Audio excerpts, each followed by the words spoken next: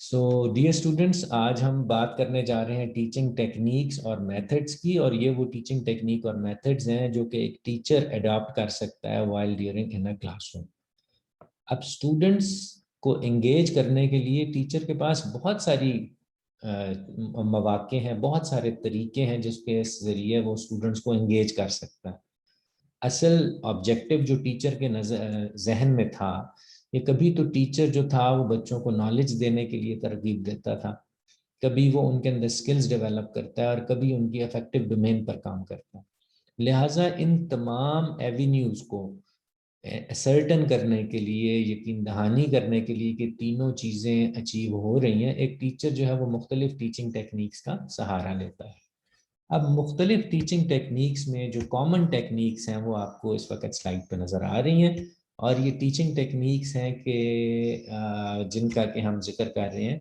इनके अंदर शामिल है brainstorming, problem solving method, cooperative learning technique और केस मेथड, और सबसे आखिर में है ड्रामा टेक्निक।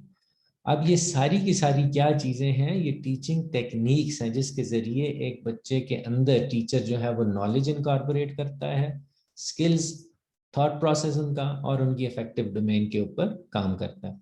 तो हम इन सभी को वन बाय वन करके एड्रेस करेंगे। और हमारा आज का एजेंडा जो है वो ब्रेनस्टॉर्मिंग है। सो ब्रेनस्टॉर्मिंग क्या चीज़ है? ब्रेनस्टॉर्मिंग क्यों करते हैं? ब्रेनस्टॉर्मिंग किस लिए होती है? तो इसके लिए आप अगर इसको देखें, यू कैन सी कि इसके नतीजे में, ब्रेनस्टॉर्मिंग के नतीजे में एक बच्चा जो है, एक स्टूडेंट जो है, एक लर्नर जो है, वो प्रॉब्लम्स को आइडेंटिफाई कर सकता है। ब्रेनस्टॉर्मिंग के जरिए, ब्रेनस्टॉर्मिंग टेक्निक के जरिए बच्चा जो है वो पॉसिबल प्रॉब्लम्स को आइडेंटिफाई कर सकता है। किसी भी गिवन चीज के बारे में, किसी भी गिवन केस के बारे में, उसके अंदर प्रॉब्लम्स क्या कुछ हो सकती है, उनको आइडेंटिफाई कर सकता है। दूसरा इसका ऑब्जेक्टिव ये होता है कि स्टूडेंट इस काबिल हो जाता है कि न सिर्फ प्रॉब्लम्स को आइडेंटिफाई करता है बल्कि उनके सॉल्यूशंस भी जो है वो प्रोवाइड करना शुरू कर देता है। मैं आपको इसकी एक एग्जांपल, बल्कि आगे अभी एक और भी एग्जांपल आएगी, हम उसका भी जिक्र करेंगे, लेकिन जस्ट एज अ स्टार्टर मैं आपको एक प्रॉब्लम बताता हूँ कि एक क्लास के अंदर एक बहुत ज़्यादा शोर हो रहा है। अब ये अगर मैं आपको सिनेरियो दिखा दूं तो आप बड़े आराम से इस काबिल हो जाएंगे कि आप प्रॉब्लम्स को आइडेंटिफाई करें कि क्लास में शोर क्यों हो रहा है। तो जब आप प्रॉब्लम्स को आइडेंटिफाई कर लेते हैं तो साथ ही आपके जहन में उनके सॉल्यूशंस भी आना शुरू हो जाते हैं। देखो, अगर मैं आपको कुछ पढ़ाना चाहता हूँ तो एक तरीका तो ये था कि मैं आपको इंस्ट्रक्शनल मटेरियल्स इकट्ठे करने के लिए एक्टिविटी दे दूँ। और दूसरा तरीका ये था कि चलो मैं आपको खुद ही पढ़ा देता हूँ, ये इलेक्ट्रॉनिक है और ये नॉन इलेक्ट्रॉनिक है, इनके ये फ़ायदे और इनके ये फ़ायदे। लेकिन दोनों तरीकों से अगर लर्निंग स्टाइल के बदलने से आपने देखा कि लर्निंग पे कितना ज़्यादा फर्क पड़ता है। जो स्टूडेंट सेंटर्ड लर्निंग है वो डीप रूटेड लर्निंग है, उसमें स्टूडेंट की मोटिवेशन है, उसमें इंटरेस्ट है। स्टूडेंट जब खुद से एक्सप्लोर करता है तो उसकी लर्निंग का तरीकाकार कुछ और है। और जब टीचर सेंटर्ड एक्टिविटी के दौरान टीचर जो है वो लेक्चर करता है और इंफॉर्मेशन देता है, तो वो तो सिर्फ नॉलेज की हद तक उसके ऊपर उसको एंटरटेन करता है, लेकिन उसके अंदर मोटिवेशन, उसके अंदर इंटरेस्ट जो है उसके फुकदान हो सकता है। लिहाजा एक ही काम करने को मुख्तलिफ तरीके हो सकते हैं। तो अभी हमने जिस चीज़ का जिक्र किया, we just talked about brainstorming. तो ब्रेनस्टॉर्मिंग एक ऐसी एक्टिविटी है जिसके अंदर स्टूडेंट्स किसी भी गिवन सिचुएशन के अंदर से प्रॉब्लम्स को आइडेंटिफाई करते हैं और प्रॉब्लम सोल्यूशन को खुद ही से डिज़ाइन करते हैं कि इसको ऐसा कर लिया जाए तो ये प्रॉब्लम ख़त्म हो जाएगा, इसको ऐसा कर लिया जाए तो प्रॉब्लम ख़त्म हो जाएगी। इसमें एक सिनेरियो दिया जाता है स्टूडेंट्स को जिसके ज़रिए वो समझ पाते हैं। मिसाल के तौर पर हालात हाजरा का कोई आपको टॉपिक दे दिया जाए और आपसे कहा जाए कि ऐसा क्यों हो रहा है, ऐसा क्यों होता है, तो आप अपने अपने तजर्बात की रोशनी में हमें फीडबैक देंगे। और बिल्कुल इसी तरीके से जब आप आइडेंटिफाई कर लेंगे प्रॉब्लम्स को, तो साथ ही आप उनका सोल्यूशन देने के काबिल हो जाएंगे। ये एक्टिविटी बहुत अच्छी है क्योंकि इसके अंदर पार्टिसिपेशन ऑफ द स्टूडेंट जो है वो बड़ी वैल्यूएबल है।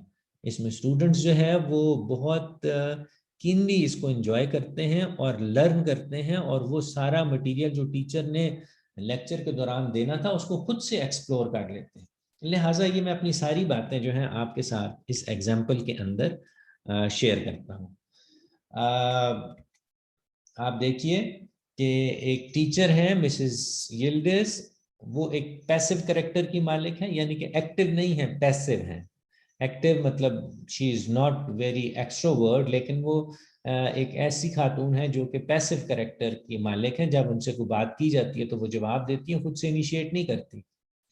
She reflects it in the class and it affects her classroom management in a negative way. इसी वजह से क्लासरूम के अंदर उनकी परफॉर्मेंस बड़ी डिफरेंट है। उनके स्टूडेंट को इस सिचुएशन का पता चल गया है, वो अपने टीचर को पहचान गया है, और इसकी वजह से उनको क्लासरूम के अंदर आने वाले प्रॉब्लम्स जो हैं वो बढ़ते चले जा रहे हैं। यानी कि वो खुद भी पैसिव टीचर थी, पैसिव करेक्टर था, और उसके बाद स्टूडेंट्स को भी पता चल गया कि इसने खुद तो हमसे कोई बात करनी नहीं है डायरेक्टली, और दूसरा ये कि ये उसी वक्त बोलेंगी जब इनको कोई एंगेज किया जाएगा एक्टिविटी में। स्टूडेंट जो है उस क्लासरूम के अंदर उनके बिहेवियर में तब्दीली आती है। अब ये गिवन सिचुएशन है, एक केस है आपके सामने, एक केस रखा है, एक एग्जाम्पल रखी, यानी कि एक passive teacher in a classroom, ये एक सिचुएशन है। अब मैं बेसिकली ये आपको सिखाना चाहता हूँ कि what are the good characteristics of a good teacher. मैं आपको सिखाना चाहता हूँ कि how can problems be solved. हमने पहले भी जिक्र कर दिया कि टीचर की मुख्तलिफ पर्सनैलिटीज हो सकती हैं। सो अब ये टीचर क्या स्ट्रेटजी अपनाए, क्या करे कि ये अपने बच्चों को ज्यादा कन्विंसिंग और इफेक्टिव अंदाज में उनको तालीम दे सके, उनको एंगेज कर सके लर्निंग एक्टिविटीज के अंदर। तो अब जब हम ये सिचुएशन आपके सामने रखते हैं, तो क्या आप में से कोई लोग मुझे बता सकते हैं कि what are the possible problems and solutions, इस चीज का क्या प्रॉब्लम्स आइडेंटिफाई होंगे, या आप क्या एंटिसिपेट करते हैं, आप क्या समझते हैं कि उस टीचर को क्लासरूम में कौन कौन से मसाइल हो सकते हैं। पहले आप मेरे साथ प्रॉब्लम्स डिस्कस कर लीजिए। जी प्लीज आप बताएं मुझे। सर उनका टीचर स्टूडेंट रिलेशन इतना स्ट्रॉन्ग ही नहीं होगा, स्टूडेंट उनके साथ इंटरेक्ट ही नहीं कर सकेंगे। बस छोटा छोटा बोलना है ताकि हम इसका और ये नोट करते जाएं आप सब लोग।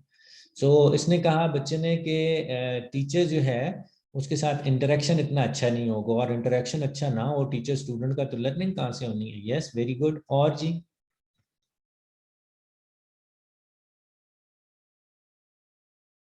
जी इसके अलावा सर स्टूडेंट्स पे तो ध्यान नहीं देंगे फिर स्टडी पे, अगर टीचर ही इतना पैसिव है तो वो हाँ, भी कहेंगे कि टीचर। स्टूडेंट्स का इंटरेस्ट लेवल खत्म हो जाएगा, मोटिवेशन खत्म हो जाएगी, और टीचर तो स्टूडेंट्स के लिए एक आइकन की हैसियत रखता है ना, तो जब वो उसको एसोसिएट नहीं कर पाएंगे तो उनकी लर्निंग मुतासर होगी। और सर टीचर का स्टाइल ऑफ वे होना चाहिए, पोलाइट पढ़ाना चाहिए बच्चों को, नरमी के साथ, सख्त ना हो, इजीली बच्चे फिर सीख सकेंगे। नहीं नहीं नहीं बेटे, आपने प्रॉब्लम नहीं आइडेंटिफाई की। मुझे जनरल बात आपने नहीं बतानी, इसी क्लास की मिसेस जिल्स के बारे में बतानी कि उसकी क्लास में क्या हो रहा है। जैसे बच्चे ने कहा मोटिवेशन नहीं होगी, पार्टिसिपेशन नहीं होगी, लर्निंग सवालिया निशान बन सकता है, और कौन कौन से इश्यूज हो सकते हैं इस क्लास के अंदर। सर टीचर के पास नॉलेज कम होगा, उस कंटेंट के बारे कंटेंट कम होगा जो उसने पढ़ाना है। नहीं, ये तो नहीं लिखा हुआ इस सिचुएशन में, यहाँ तो सिर्फ ये लिखा हुआ कि वो एक पैसिव टीचर है, इसमें ये नहीं लिखा सर हुआ। जैसे जी जैसे टीचिंग लर्निंग मेथड जो है, जैसे स्टूडेंट अपने टीचर से सीख रहा होता है, टीचर भी अपने स्टूडेंट से कोई ना कोई बात सीख रहा होता है। तो जब इंटरेक्शन ही नहीं होगा तो टीचर को भी एक कोई नई चीज़ नहीं मिलेगी, ना वो अपने स्टूडेंट्स को जान सकेगा, ना ही उसके नॉलेज में कुछ भी इंक्रीज होगा, ओके वो बस पैसिव ही रहेगा। ओके। इसके अलावा व्हाट अबाउट सर ऐसे स्टूडेंट्स प्रोफेशनल लाइफ में भी पैसिव करेक्टर ही रखेंगे फिर पूरी जिंदगी। सो आपके ख्याल में टीचर जो है वो उनके लिए एक नेगेटिव सोर्स बन रहा है लर्निंग के लिए, और वो अपनी पर्सनैलिटी पैसिव कर लेंगे स्टूडेंट्स, आपने ये कहा। जी सर। ओके। उसके अलावा व्हाट अबाउट क्लास का माहौल कैसा होगा। सो रहे होंगे बच्चे, ऐसा माहौल होगा। यानी कि बच्चे अटेंशन लूज कर देंगे। ओके। यस। ओके, और अटेंटिव नहीं होंगे लेसन के साथ, और डिसिप्लिन कैसा सर वो होगा? इस सब्जेक्ट पे फोकस नहीं करेंगे। फोकस नहीं करेंगे। डिसिप्लिन कैसा होगा क्लास में? बिल्कुल भी सर नहीं होगा। टीचर इतने सख्त होंगे कि बच्चे कुछ बोल ही नहीं पाएंगे। लेकिन इस केस में तो टीचर सख्त नहीं है, इसमें तो टीचर जो है वो she is passive. Teacher interest ही नहीं ले रहा है तो स्टूडेंट कुछ भी करते रहेंगे, डिसिप्लिन क्लास में मेंटेन हो ही नहीं सकेगा तो क्योंकि टीचर को फर्क ही नहीं पड़ा। क्लासरूम में डिसिप्लिन नहीं होगा, क्लासरूम में शोर शराबा होगा, बच्चे लर्निंग नहीं कर रहे, और जी स्टूडेंट क्वेश्चन ही नहीं करेंगे, यानी कि टीचर उसका जवाब दे सके। स्टूडेंट्स जो है वो क्वेश्चन नहीं करेंगे, पार्टिसिपेट नहीं करेंगे एक्टिविटीज में। स्टूडेंट्स का कॉन्फिडेंस लेवल सर लो हो जाएगा। उनको जब टीचर इसमें कोऑपरेट नहीं करेगा तो फिर स्टूडेंट किसी भी किस्म का क्वेश्चन पूछने से ग्रेस करेगा और फिर उसका लर्निंग एबिलिटी भी उसकी कम हो जाएगी। ओके, ओके, ठीक। उसके अलावा क्या टीचर अपने ऑब्जेक्टिव हासिल कर लेगा?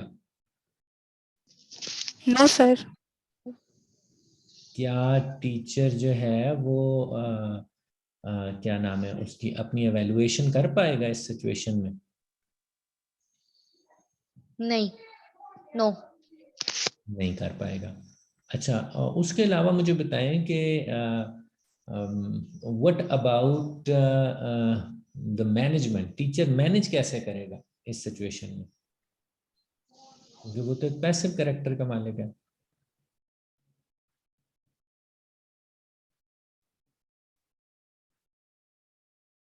क्या वो मैनेज कर पाएगा? No sir. नहीं कर पाएगा। ओके, तो ये मैंने ना अभी पता है क्या किया आपके साथ, मैंने आपके सामने एक केस रखा और इस केस को रखने के बाद मैंने आपसे कहा कि आप आइडेंटिफाई करें इसके अंदर प्रॉब्लम्स को। तो आप में से काफी सारे स्टूडेंट्स ने मुझे इनपुट दिया, दैट वाज वेरी गुड। और अब हम देखते हैं कि प्रॉब्लम्स थे कौन कौन से। ये देखें, आप देखिएगा इसमें बहुत सारी आपकी जो बातें हैं वो इसके अंदर आपको नजर आएंगी जो आपने की। Lack of student involvement, noise, cheating in exams, the students may not attend the class, the students may not listen to the teacher, the students may do their homeworks or tasks, the students may come to the class on purpose, the students do different kind of things in the class such as sleeping or drawing pictures। और अब जरा गौर कीजिए बेटे, ये तकरीबन वही बातें हैं जो मैंने आप लोगों ने मुझे बताई थी। अब ये कैसे हो गया, आप कैसे आइडेंटिफाई कर सके, हालांकि हमने तो इस चीज को डिस्कस ही नहीं किया था। So this is what is we call as, इसी चीज को हम जो है वो जिक्र करते हैं कि ये चीजें हमारे पास ब्रेनस्टॉर्मिंग के नतीजे में हासिल होती हैं। तो अब आप जरा गौर करें और आपको समझ आनी चाहिए चीज कि ब्रेनस्टॉर्मिंग एक ऐसी खूबसूरत एक्टिविटी है जिसके अंदर क्लासरूम के जो पार्टिसिपेंट्स हैं वो उस चीज को सीख सकते हैं जो कि सिखाना मकसूद होता है। यही एग्जांपल ले लेते हैं कि अगर मैंने आपको फोटोसिंथेसिस सिखानी थी तो मैं सिर्फ आपको एक प्रॉब्लम दे देता कि मेरा पौधा जो है ना वो जल गया है। तो जब पौधा जलने की बात आती तो आप मुझे बताते कि सर अब इस पे फूल नहीं लगेंगे, अब इसके पत्ते मुरझा जाएंगे, अब ये सूख जाएगा, अब जो है इसकी सीड्स नहीं बनेंगे, इसका कलर चेंज हो जाएगा। ये सारे प्रॉब्लम्स जैसे ही आपने आइडेंटिफाई किए तो साथ ही आपके जहन में सोल्यूशन आना शुरू हो जाएंगे। आप कहेंगे कि सर आप इसको पानी डालें, सर आप इसको खाद डालें, सर आप इसको धूप से बचाएं, सर आप इसके लिए जो है वो कोई इसके अंदर कोई फीड वगैरह डालें इसके अंदर। सो हम इस नतीजे पर पहुंचे कि ब्रेनस्टॉर्मिंग एक अच्छा तरीका है जिससे कि बच्चों के ब्रेन को एक्टिवेट किया जा सकता है। अब जरा देखें, जब आप लोग मेरे साथ पार्टिसिपेट कर रहे थे तो मैंने तो ये बातें आपको नहीं बताई थी, बल्कि आप अपने एक्सपीरियंसेस और ऑब्जर्वेशन की मदद से और अपने गिवन नॉलेज की मदद से आप हमारे साथ पार्टिसिपेट कर रहे थे। और आप जरा गौर करो, आपके जवाब हूबहू वही हैं जो मैंने स्लाइड पे लिखे हुए। सो this is a wonderful way for teaching. अब ये हमने प्रॉब्लम्स, मिसेस यील्ड्स की क्लास में हमने ये प्रॉब्लम्स आइडेंटिफाई की है। अब सॉल्यूशंस चले मुझे बताएं क्या क्या सॉल्यूशंस होंगे। अब सॉल्यूशंस का जिक्र करते हैं, चलें आप खुद से बताएं मुझे।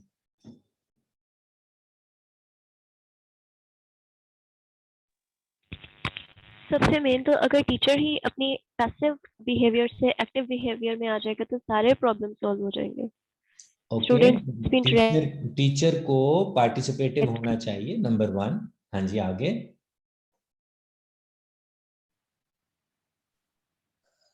सर वो कोई ऐसी स्ट्रेटजी यूज कर सकते हैं जिसमें टीचर का कोई रोल इतना ज्यादा एक्टिव नहीं होता, जैसे क्लास डिस्कशन। टीचर जो अपनी स्ट्रेटेजी बदला ले। ओके, इसको यहीं तक रखते हैं कि टीचर अपनी स्ट्रेटेजी बदला रहे। ओके, और ये जितनी बातें आप बोल रहे हैं इनको लिखते जाएं। जी, आगे।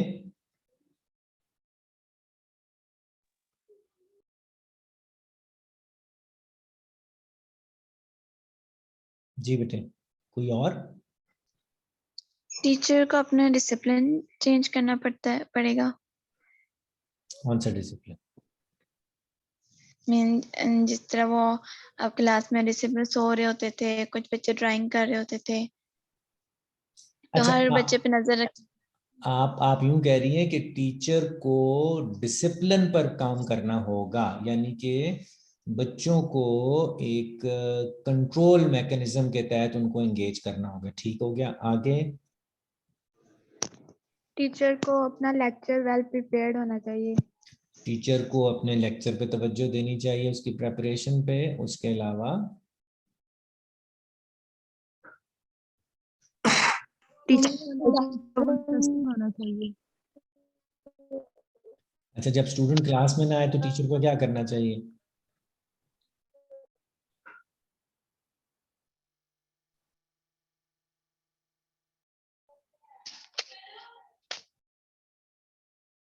जब टीचर का लेक्चर इंटरेस्टिंग होगा तो स्टूडेंट खुद बहुत क्लास में आएंगे। वेरी गुड, टीचर को अपने लेक्चर को इंटरेस्टिंग बनाना चाहिए। और अगर इस किस्म की कोई बात है कि स्टूडेंट्स नहीं आ रहे तो फिर उनकी कंप्लेंट करें, या उनको उनके पेरेंट्स के साथ बात करें, या उनकी काउंसलिंग करें और उनको बताएं कि उनके प्रॉब्लम्स फाइंड आउट करने की कोशिश करें, उनका इंटरेस्ट डेवलप करने की कोशिश करें। तो अब आपने देखा बेटे कि हमने एक फर्जी सी कहानी आपको सुनाई, उसके प्रॉब्लम्स भी आपने आइडेंटिफाई कर ली और आपने सॉल्यूशंस भी दिए। लेट्स सी मेरे पास कौन कौन से सॉल्यूशंस लिखे हुए हैं, मैं भी देखता हूँ। अब ये मेरे पास सॉल्यूशंस कुछ लिखे हुए हैं। Number 1, the teacher should choose activities which appeal to the student. The teacher may set some classroom rules. The teacher should try to keep the students busy. The teacher should attend personal development. The teacher should may want one of her colleagues, so teacher अपने colleagues से help ले ले. The teacher should take the attendance regularly. The teacher should talk to the students and decide what to do with the latecomers. The teacher may ask for one or her colleagues to help him, and the teacher may talk to some students individually, and the teacher should work cooperatively with the ministry. अब जरा गौर करें बेटे, देखो आप लोगों ने जो solution दिए, कितने ढेर सारे सॉल्यूशन हमारे पास आ गए, वही सॉल्यूशंस हमने निकाल लिए। अब ये एक कोई भी सिचुएशन थी, हम नहीं जानते ये कौन सी क्लासरूम थी, लेकिन जब हमने इसको डिस्कस करना शुरू किया तो जवाब आप ही में से आना शुरू हो गया, जवाब आप ही लोगों ने देना शुरू कर दिया। This is called brainstorming. Brainstorming इंसान इंडिविजुअली भी कर सकता है, लेकिन ब्रेनस्टॉर्मिंग अगर ग्रुप की सूरत में हो तो वो और भी इफेक्टिव हो जाती है, क्योंकि आपके ख्यालात फैलते चले जाते हैं और दूसरों से मर्ज होते चले जाते हैं। सो ब्रेनस्टॉर्मिंग एज ए स्ट्रेटेजी आज हम पढ़ते जा रहे हैं, और इसमें हमने ये देखा कि ब्रेन स्ट्रेटेजी ये है कि we compel and we encourage people to start thinking on a given situation. किसी ये गिवन सिचुएशन पर उस लोगों को जब इकट्ठा करके सोचने पर मजबूर किया जाता है तो प्रॉब्लम्स आइडेंटिफाई होते हैं, प्रॉब्लम्स के सॉल्यूशन इमर्ज होते हैं, जो कि बहुत जरूरी हैं।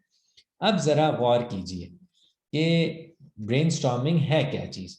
सो brainstorming is a group creative technique that was designed to generate a large number of ideas for the solution of a problem. एक ही सॉल्यूशन, एक ही प्रॉब्लम के लिए ढेरों सॉल्यूशन जो है वो प्रोवाइड करने का नाम ब्रेनस्टॉर्मिंग, और ये एक ग्रुप एक्टिविटी और इसके अंदर क्रिएटिविटी होती है। इसके अंदर ये बहुत जरूरी है, अगर आप एज ए टीचर चाहते हैं कि नए नए थिंकिंग के पैटर्न्स डेवलप हों, नई नई चीजें इमर्ज हो, नए ख्यालात को जन्म दिया जाए, ये बहुत अच्छी एक्टिविटी है। This can B, when you need to develop new opportunities where you want to improve the service that you offer, or the existing approaches are not giving you the results you want. So बाज़ औक़ात classroom में के अंदर ऐसी situation emerge हो जाती है, या किसी भी गिवन सिचुएशन के अंदर ऐसा वक्त आ जाता है कि चीजें स्टेल होने लगती हैं, चीजों में वो एक ठहराव आ जाता है, और वो ठहराव को ब्रेक करने के लिए आप ब्रेनस्टॉर्मिंग एक्टिविटीज करते हैं, आपको नए ख्यालात मिलते हैं, नए आइडियाज मिलते हैं. This can be done during a classroom activity, और this can be done anywhere else, किसी भी बड़े जगह पर भी, किसी डिफरेंट नेचर के प्रॉब्लम को भी सॉल्व करने के लिए. फॉर एग्जांपल, आज अगर हम कोरोना पे बैठ जाएं, चंद लोग मिलके कोरोना पे बैठ जाएं और कोरोना के डिस्कस करें, कोरोना को कैसे मैनेज करना है, तो वो पहले तो प्रॉब्लम सॉल्विंग, पहले तो प्रॉब्लम्स आइडेंटिफाई करेंगे, फिर प्रॉब्लम्स का सोल्यूशन प्रोवाइड करेंगे. This is what a brain. आपने बड़ा एक कॉमन सा लफ्ज सुना होगा, think tank. Think tank, you know what is a think tank? Think tank यही है कि चंद सेलेक्टेड लोग हैं जो कि सोचते हैं, who can think, they are educated people, वो उस given situation के साथ गुजर चुके हैं, वो situation का analysis कर सकते हैं, उनकी अपनी अपनी abilities हैं, और उन abilities को सामने रखते हो जब उनके सामने एक problems या एक situation उनके सामने present की जाती है, तो वो उसका फिर एक given solution provide करते हैं. This is what a think tank is. तो ये गवर्नमेंट लेवल पे भी हो सकता है, ये क्लासरूम में भी हो सकता है, ये घर के अंदर भी हो सकता है कि हम अपने घरों में बैठकर इस किस्म के प्रॉब्लम्स को समझ सकें, उनके सॉल्यूशंस को डिराइव कर सकें. लेकिन इसके अंदर एक और बड़ी इंपॉर्टेंट चीज है कि use in a team, it helps you bring experience of all team members. में एजेंडा क्या है? एजेंडा ये है कि ये एक स्टूडेंट सेंटर्ड एक्टिविटी बन जाती है, लर्नर सेंटर एक्टिविटी बन जाती है, जिसमें मुख्तलिफ लर्नर्स जो हैं वो अपने अपने एक्सपीरियंस के मुताबिक उस प्रॉब्लम को देखते हैं, और उस प्रॉब्लम को देखने के बाद अपने अपने एक्सपीरियंस और अक्ल और अपनी लर्निंग के मुताबिक सॉल्यूशंस प्रोवाइड करते हैं, और ये सॉल्यूशंस बड़े इफेक्टिव होते हैं और हमें ट्रांसफॉर्म करने में मदद देते हैं. कुछ रूल्स हैं बेटे ब्रेनस्टॉर्मिंग के जो हमें पता होना चाहिए, और मैं इनको टच करता हूं, तो आप इनको नोट भी कर लें. नंबर 1, इनका पहला रूल ये होता है बेटे ब्रेनस्टॉर्मिंग का कि आपने क्वांटिटी पे जाना है, क्वालिटी पे नहीं जाना. मतलब ये कि जो ख्यालात आ रहे हैं ऑडियंस की तरफ से, पार्टिसिपेंट्स की तरफ से, जो idea they should keep on coming, आते जाएं आते जाएं आते जाएं. उन आइडियाज को आने दें, उनको इनकरेज करें कि और बोलो और बोलो और बोलो. जैसे अभी मैं कह रहा था कि टीचर, आप लोग जब स्टक हो गए तो मैंने आपसे सवाल किया कि अच्छा ये भी हो सकता है, अच्छा टीचर का इसमें क्या मसाइल होंगे, डिसिप्लिन में क्या मसाइल होंगे, बिहेवियर के क्या मसाइल होंगे. तो मैं चूंकि ये एक्टिविटी रन कर रहा था, I was creating opportunities for all of you to say something. आपके ख्यालात को डायरेक्शन देने की मैं कोशिश कर रहा था. इसको कहते हैं फोकसिंग ऑन क्वांटिटी. तो याद रखें, हमने क्वांटिटी के ऊपर काम करना है, आइडियाज की मिकदार के ऊपर काम करना है, क्वालिटी पे काम नहीं करना कि नहीं ये बहुत अच्छा आइडिया, नहीं ये बहुत बुरा idea. You can not do that. लोगों को बोलने का मौका दें, वो जो भी बोल रहे हैं उसको बोलने का मौका दें. इससे वो इनकरेज होगा, वो और सोचेगा, वो और सोचेगा. अगर मैं उसको कहूँ कि नहीं भाई ये तो तुमने क्या इतनी गलत बात की, तुम्हें तो ये आइडिया बिल्कुल ही गलत है, तो उस सूरत हाल में आपने उसके सोचने के प्रोसेस को रोक दिया. जब सोचने का प्रोसेस रुक जाएगा तो उसका ब्रेन स्टक हो जाएगा और वो नए ख्यालात नहीं सोच पाएगा. इसलिए आपने दूसरे नंबर पे देखें, यू डू नॉट क्रिटिसाइज. आपने उसको क्रिटिसाइज नहीं करना, क्योंकि अगर आप उसको क्रिटिसाइज करेंगे तो नतीजतन उसका जो थॉट प्रोसेस है वो रुक जाएगा. ब्रेनस्टॉर्मिंग की शर्त अव्वल यही है कि आप क्वांटिटी पे फोकस करें, और नंबर 2 क्रिटिसिज्म को होल्ड करें. क्रिटिसिज्म नहीं करना आपने.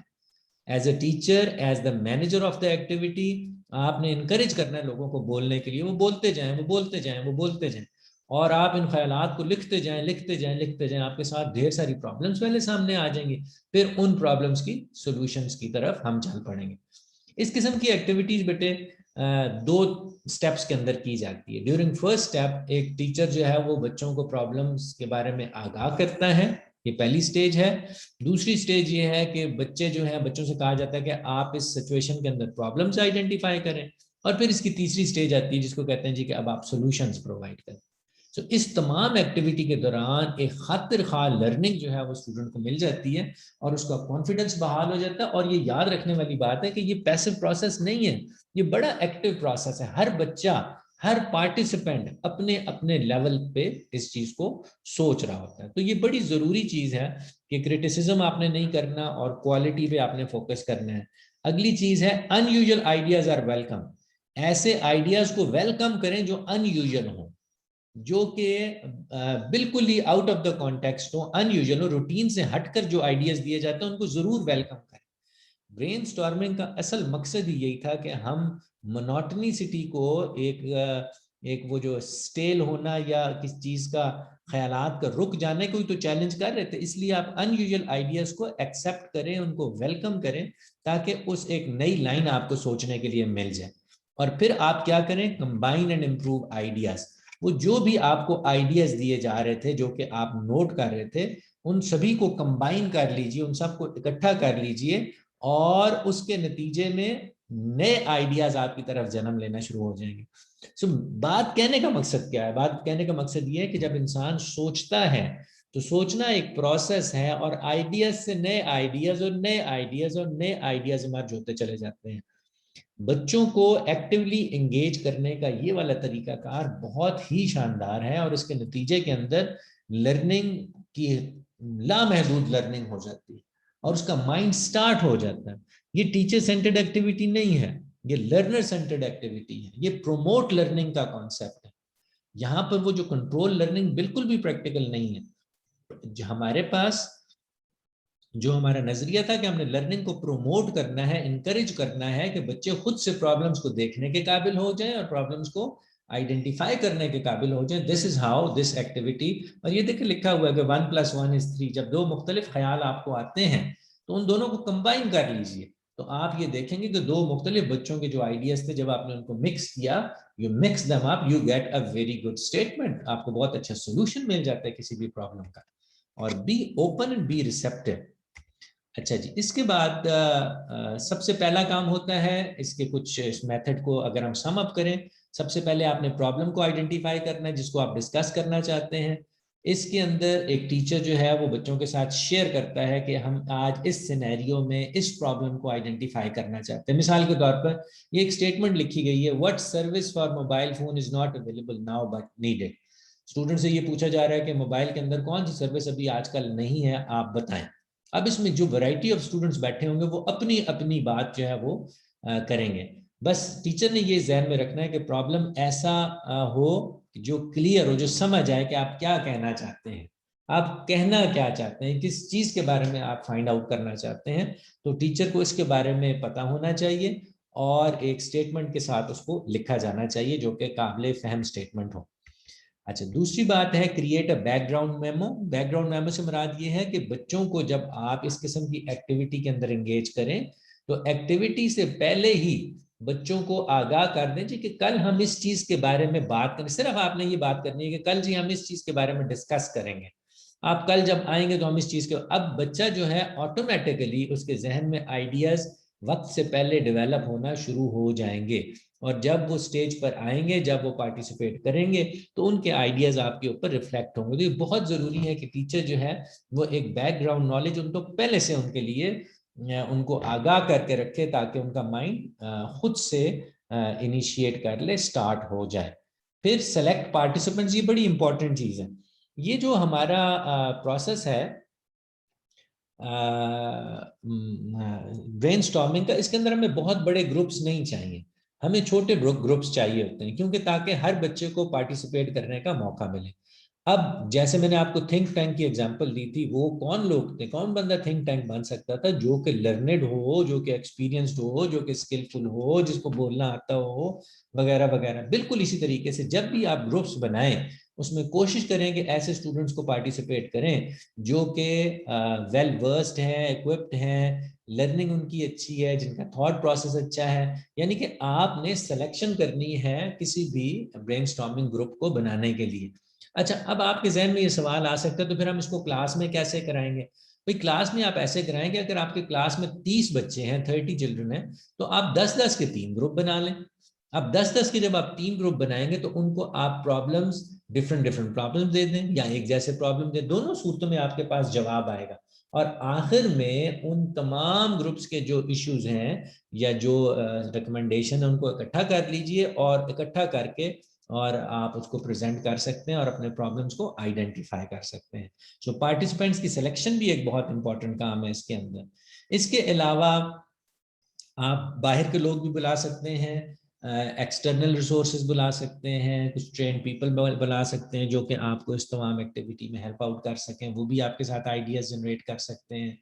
और इसके अलावा आपकी एक रिक्वायरमेंट होती है कि कोई एक ऐसा बंदा आपने ज़रूर डेलीगेट करना है जो इस तमाम रिकॉर्ड को रखेगा। फॉर एग्जांपल आपने क्लास के अंदर 3 ग्रुप बनाए, तो किसी एक बच्चे की जिम्मेदारी ये भी लगा दीजिए कि आपने बेटे जो जो आइडियाज यहाँ प्रेजेंट किए जा रहे हैं उनको लिखते जाना है, जो जो प्रॉब्लम्स आइडेंटिफाई हो रही है उनको लिखते जाना, जो जो सॉल्यूशंस आ रहे हैं उनको लिखते जाना। यानी एक बंदा आपके लिए वो सारा डाटा जो है वो इकट्ठा करेगा और फिर आप वो जो डाटा इकट्ठा कर रहा होगा ऑब्जर्व करके उसको बुला ले, उससे कहें जी आपके ग्रुप में क्या आइडियाज आए थे, आपके ग्रुप में क्या आए थे आपके। तो इस तरीके से लर्निंग एक बहुत खूबसूरत ऑटोमेटिक किस्म का माहौल मिल जाता है हमें, जो कि हम इसको बेनिफिट कर सकते हैं। एक चीज और है कि create a list of questions. आप कोशिश कीजिए कि कोई सवाल ऐसे तरतीब दें जो कि ऑर्गेनाइजर है या जो कि लीड कर रहा है इस तमाम चीज को, वो stimulate creativity by suggesting a lead question to answer. Can we combine these two ideas और how about a look from another perspective. तो जैसे अभी मैं अपने लेक्चर के दौरान आपको आइडियाज दे रहा था कि जी डिसिप्लिन का क्या बनेगा, जी बिहेवियर्स का क्या बनेगा, जी सोशल उनके रिलेशनशिप का क्या बनेगा। लिहाजा इसी तरीके से एक अच्छा मैनेजर जो है वो बच्चों को आइडिया देगा कि या पार्टिसिपेंट्स को आइडिया देगा कि आप इस बारे में भी सोचें ना, आप इस बारे में भी सोचें, आप इस बारे।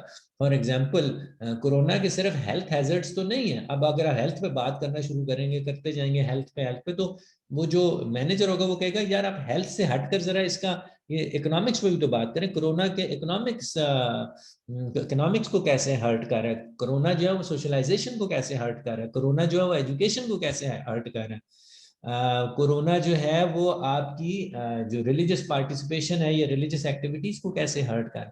यानी कि एक अच्छा मैनेजर बच्चों को या पार्टिसिपेंट्स को फिर डायरेक्शन देता चला जाता है ताकि वो अपने आइडियाज को उस तरफ मोल्ड करते जाए, टर्न करते जाए और उनका सोच का धारा जो है वो किसी और डायरेक्शन में भी चलना शुरू हो जाए ताकि वो स्टक ना हो।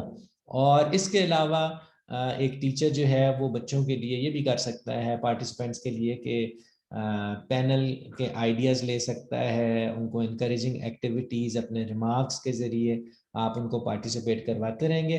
सो